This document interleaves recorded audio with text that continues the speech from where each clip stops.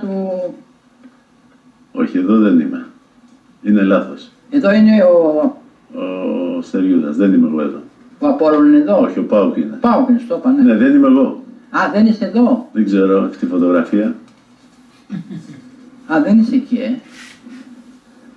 Λοιπόν, στον ΠΑΟΚ, για πες μου τώρα, στον ΠΑΟΚ έκανες... Πέτσα 5 χρόνια, έκανα 130... 5 χρόνια στον ΠΑΟΚ. 5 χρόνια, έκανα 110 συμμετοχές. Ναι, 110 συμμετοχές στον ΠΑΟΚ.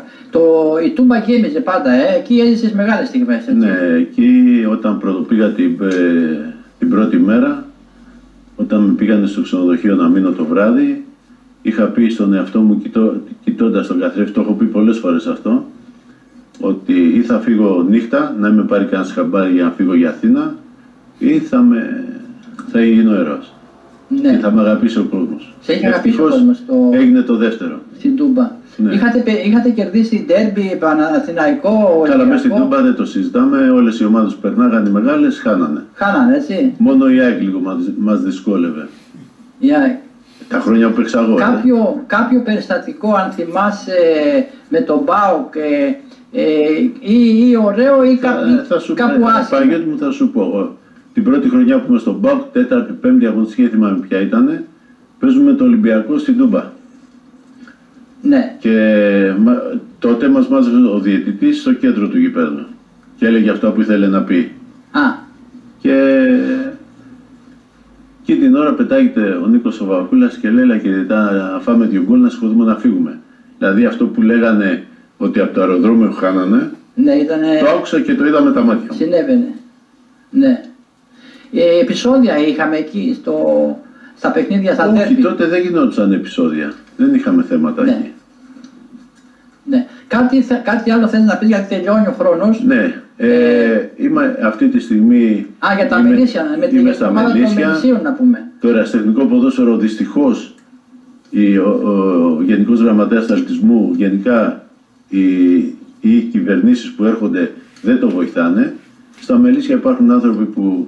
Σε τι κατηγορία είναι? Είναι τοπικό, άνθρωποι οι οποίοι προσπαθούν να βοηθήσουν. Υπάρχει ένας άνθρωπος εκεί, ο Αλέξης ο Κανέλος, που τρέχει για όλα για την ομάδα. Είναι μια σουγκαρίστρα, εγώ τον λέω, που τα μαζεύει όλα. Αλλά δυστυχώς από το κράτος δεν έχουν τα τοπικά πρωταθλήματα οικονομική ενίσχυση, και αυτό πρέπει να το προσέξουν. Γιατί από εκεί θα βγουν οι παίχτες. Από εκεί βγαίνει ο αθλητισμός. Δεν είναι μόνο η λεζάντα, η βιτρίνα. Και κάτι τελευταίο τώρα, θέλω να μου πεις, Τάκης Παντέλης, τι πρέπει να γίνει για τη βία στα γήπεδα. Ποιοι είναι οι υπεύθυνοι? Οι πρόεδροι πρέπει να λάβουν τα μέτρα τους. Αυτοί δεν είναι οι επιχειρήσεις δικές τους, δεν είναι? Δηλαδή την επιχείρηση τη δικιά τους πάνε να τη χαλάσουν, αυτοί πρέπει να πάρουν μέτρα, κανένας άλλος. Μετά το παιχνίδι με τη West Ham που δεν κουνήθηκε τίποτα, ούτε αναπτήρας δεν ανάψανε, το επόμενο παιχνίδι με το ΠΑΟΚ υπήρχε η ίδια εικόνα, διότι είχε τιμωρηθεί ο Ολυμπιακός από το Χουανκάρ. Όμως, αν υπάρχει θέληση, όλα γίνονται. Το κακό για το ελληνικό ποδόσφαιρο είναι μόνο οι προέδροι. Αυτοί πρέπει να λαμβάνουν μέτρα και αποφάσεις. Αν δεν λάβουν μέτρα και αποφάσεις αυτοί οι άνθρωποι, το ποδόσφαιρο σοπάει και βουλιάζει. Θα έρθει κάποια στιγμή που δεν θα πάει πιο κάτω. Άρα εξαρτάται από τους προέδρους να σταματήσει αυτό το κακό. Ποιον εξαρτάται? Με τα καπνογόνα, με τις φωτοβολίες που μπαίνουν μέσα στο γήπεδο. Δικιά τους δεν είναι επιχείρηση. Δεν μπορεί σε μια επιχείρηση που είμαι εγώ να διοικεί κάποιος άλλος. Ακριβώς. Κάτι άλλο θέλουμε, γιατί τελειώνει ο χρόνος. Τι άλλο, το ελληνικό ποδόσφαιρο δεν είναι σε καλό... Για τους ξένους παίκτες που βάζουν παίκτες ανύπαρκτους ξένους και τα Ελληνόπουλα δεν παίζουν. Αυτό είναι σκοτεινό δωμάτιο, να το πω έτσι. Τα ξέρουν καλύτερα αυτοί που τα δημιουργούν, και αυτοί μπορούν να τα αλλάξουν ή μπορούν να τα συνεχίσουν. Τι τους φέρει, τι θέλουν. Έχουμε ακαδημίες χιλιάδες και τα παιδιά δεν μπαίνουν στην πρώτη ομάδα. Αυτό πρέπει να λυθεί το θέμα. Δεν έχουν συμφέροντα. Γιατί να προωθήσουν Ελληνόπουλα, ενώ έρχεται ο ξένος και έχουν άλλες καταστάσεις. Κάνουν κουμάντο οι μανατζαρέοι. Αυτό ας το δουν οι αρμόδιοι. Εμείς δεν μπορούμε να πούμε τίποτα. Έχουμε χρόνο? 1 λεπτό. Πάμε, 1 λεπτό. Τάκης Παντέλης, ωραίος Ήταν εκπληκτικός τερματοφύλακας και καλό παιδί. Ευχαριστώ πολύ. Αυτό το λαμβάνω και όταν πάω στη Θεσσαλονίκη, πόσο με αγαπάει ο κόσμος, και γι' αυτό η Θεσσαλονίκη είναι η δεύτερη, πώς να το πω, γεννήθηκα στην Αθήνα, μεγάλωσα στην Αθήνα, ανδρώθηκα στη Θεσσαλονίκη όμως. Θα σε δει η Θεσσαλονίκη να πεις τα χαιρετίσματα από εδώ. Τους εύχομαι ο ΠΑΟΚ να προχωρήσει, να περάσει στους ομίλους, γιατί ακόμα δεν έχει περάσει. Ναι. Και εύχομαι και φέτος να πάρει έναν τίτλο από τους δύο. Να ευχαριστήσω τον Τάκη Παντέλη. Ευχαριστούμε πάρα πολύ. Εγώ ευχαριστώ πολύ. Ναι, σου εύχομαι τα καλύτερα. Ευχαριστώ. Και εσάς κυρίες και κύριοι, σας ευχαριστώ πάρα πολύ που μας είδατε και μας ακούσατε.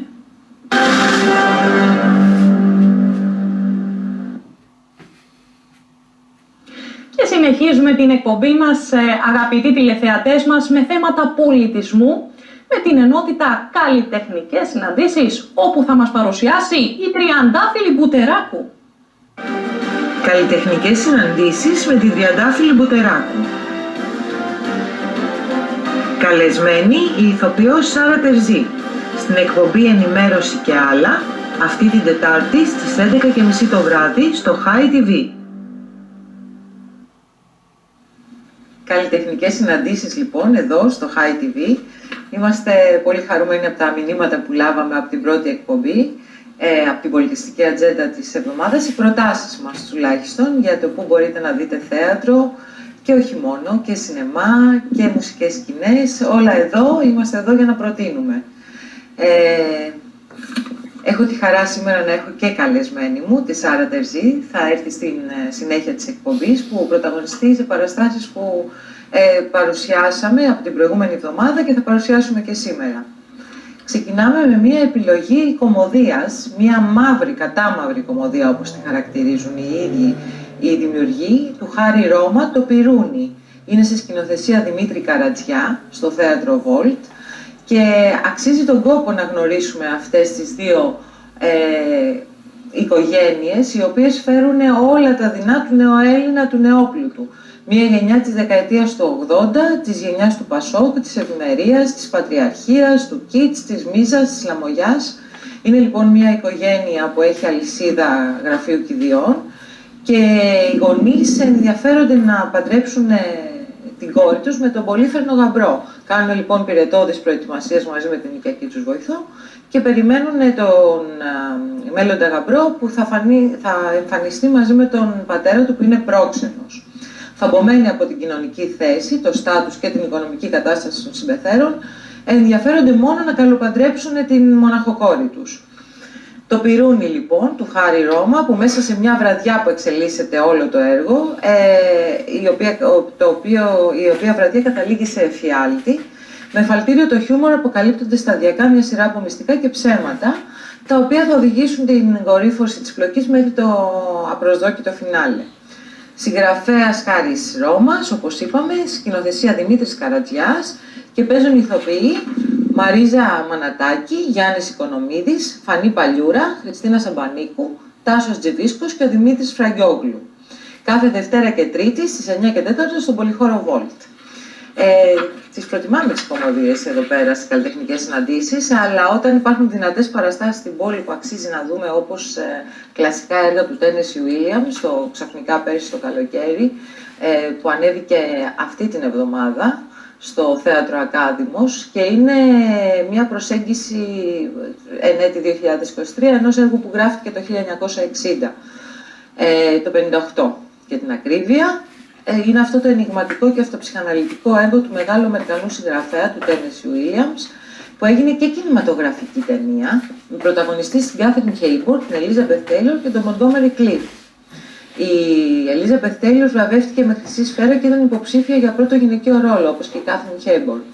Εδώ, στην παράσταση που ανεβαίνει στον Νέο Ακάδημο, σε σκηνοθεσία Λίλης Μελεμέ, θα δούμε μία αποκάλυψη για το τι συνέβη πέρσι το καλοκαίρι.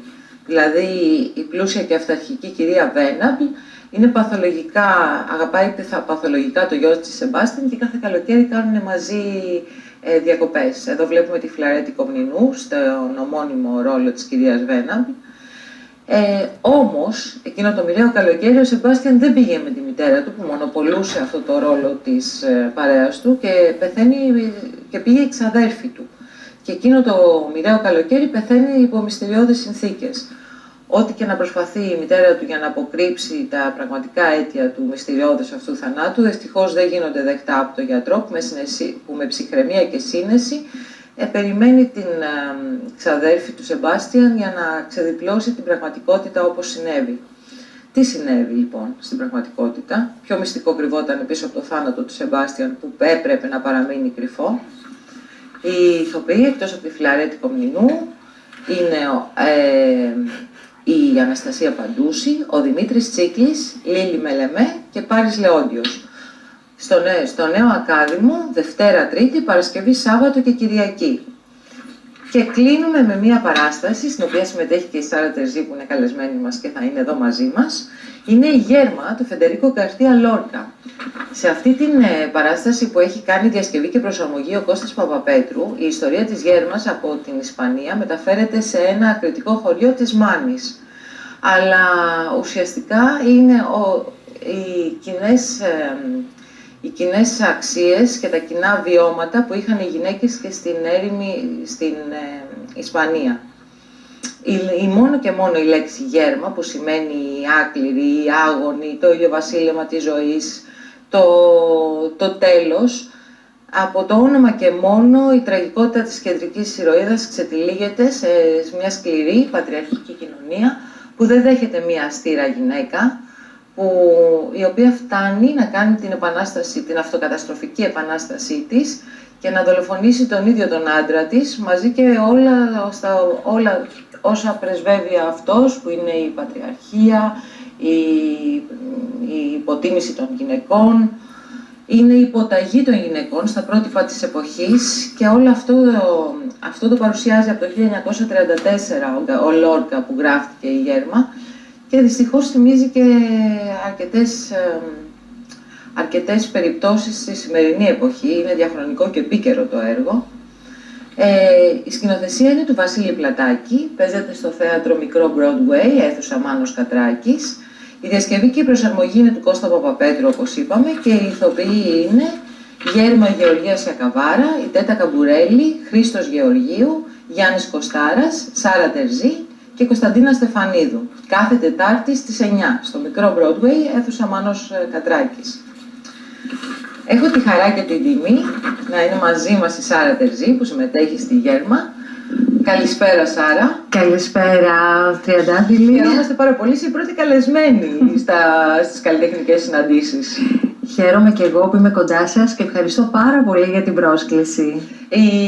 Την προηγούμενη εβδομάδα παρουσιάσαμε τον Αλαφροίσκιωτο στις προτάσεις μας για την πολιτιστική ατζέντα της εβδομάδας, στην οποία συμμετέχεις και εκεί, αλλά δεν είναι μόνο αυτές οι δύο παραστάσεις που σε συναντάμε φέτος.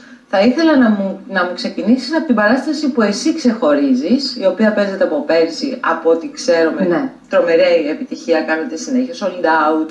Ο κόσμος μιλούσε και έγινε διαφήμιση στόμα με στόμα για αυτή την παράσταση. Είναι Καταρχάς, να πω ότι, όπως πολύ σωστά ανέφερες, για τη συμμετοχή μου φέτος στη Γέρμα και στον Αλαφροίσκιωτο. Ωστόσο, η παράσταση που, αν με επιτρέπεις να πω, είναι μέσα στην καρδιά μου και αγαπώ πάρα πολύ, γιατί έχω τόσο πολύ ταυτιστεί. Παίζεται ήδη 2 χρόνια και θα συνεχίσει να παίζεται. Κάνουμε περιοδίες, το κοινό την έχει αγαπήσει πάρα πολύ. Το έργο μας λέγεται «Εγενέ πάσε νικηταράς», το οποίο το έχει γράψει ο Γιώργος Α. Χριστοδουλού, όπως έχει ονομαστεί και ένας από τους πολύ σημαντικούς θεατρικούς συγγραφείς της εποχής μας, και το έχει σκηνοθετήσει και ο ίδιος. Το έργο λοιπόν αυτό αναφέρεται στη ζωή του εθνικού μας ήρωα, και εγώ υποδίωμαι την κόρη του, την τρελή του κόρη, ένα κορίτσι το οποίο τρελάθηκε όταν είδε τον πατέρα της εμόρφυρτο στον Πειραιά καθώς αποφυλακίστηκε. Δραματουργικά είναι ένα έργο εξαιρετικό, έχει αγαπηθεί πραγματικά πάρα πολύ, οι περιοδίες μας το δείχνουν αυτό. Βλέπουμε και φωτογραφίες τώρα από την παράσταση, που ο νικηταράς, να πούμε, είναι ο Χρήστος ο Γεωργίου. Ακριβώς. Και κάνετε ένα εκπληκτικό δίδυμο επί σκηνής. Ξέρω ότι η παράσταση παίχτηκε και στο Ναύπλιο και ήταν εξαιρετική. Πολύ σημαντικό, γιατί ξέρουμε ότι ήταν η πρώτη πρωτεύουσα του νεοελληνικού έθνους. Δυστυχώς έχουμε γνωρίσει την ιστορία των ηρώων και των ηρωίδων το 1921 και ξέρουμε ότι τους απαξίωσαν στο τέλος της ζωής τους. Ο Νικηταράς είχε από το πιο σκληρή αντιμετώπιση από το μετέπειτα ιδρυθέν ελληνικό κράτος.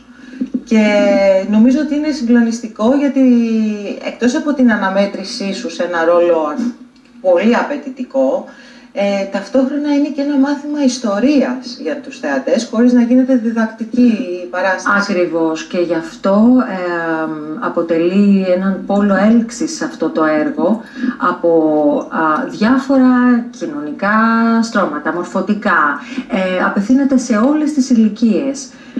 Σάρα, πες μου λίγο, πώς προσέγγισες έναν τέτοιο ρόλο, κόντρα μπορώ να πω, σε σένα που έχεις μια χάρη, μια φινέτσα, πώς προσέγγισες αυτό το ρόλο? Νομίζω πως ένας τέτοιος ρόλος είναι κόντρα σε κάθε άνθρωπο. Το να μπορείς να υποδηθείς και να βυθιστείς στα άδυτα της ψυχής μιας κοπέλας που ακροβατεί κάπου μεταξύ τρέλας αλλά και λογικής, γιατί αυτά που λέει, αυτά που απευθύνει στον πατέρα της είναι όλη η αλήθεια. Μιλάμε για το έργο Νικηταράς. Ακριβώς.